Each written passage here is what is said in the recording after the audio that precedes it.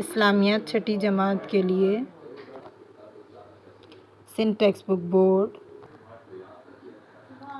باب چہارم اخلاق و آداب، ٹاپک نمبر 1 طہارت و پاکیزگی۔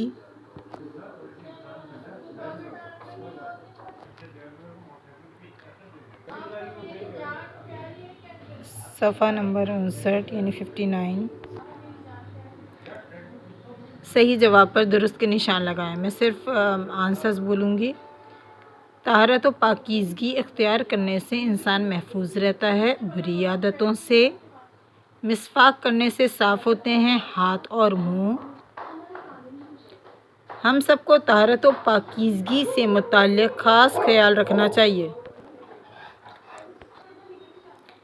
مسجد میں باوضو رہنے سے شخص کے لیے دعا کرتے ہیں فرشتے۔ طہارت و پاکیزگی کے لیے حدیث میں ہے الطہور شطر الایمان۔ خالی جگہ پر کریں۔ عربی میں طہارت کے مقابلے میں نجاست کا لفظ استعمال ہوتا ہے۔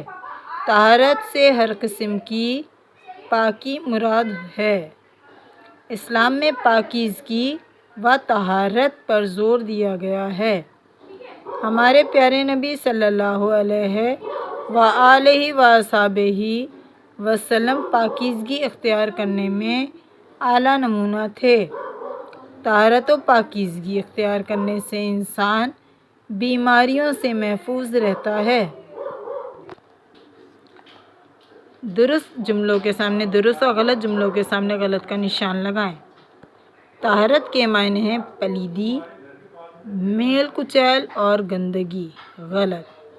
لباس، گھر اور علاقے کو گندگی سے پاک رکھنا ہم سب کا فرض ہے، درست۔ طہارت و پاکیزگی اختیار کرنے سے انسان بیمار رہتا ہے، غلط۔ نماز جیسی اہم عبادت کا دار و مدار طہارت و پاکیزگی پر ہے، درست۔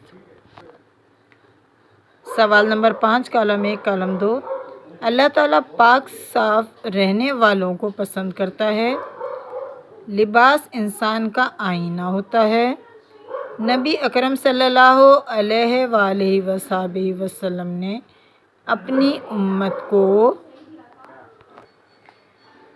پاکیزگی اختیار کرنے کا حکم دیا ہے۔ طہارت ایمان کا حصہ ہے۔ ہم سب کو چاہیے کہ طہارت و پاکیزگی کا خاص خیال رکھیں۔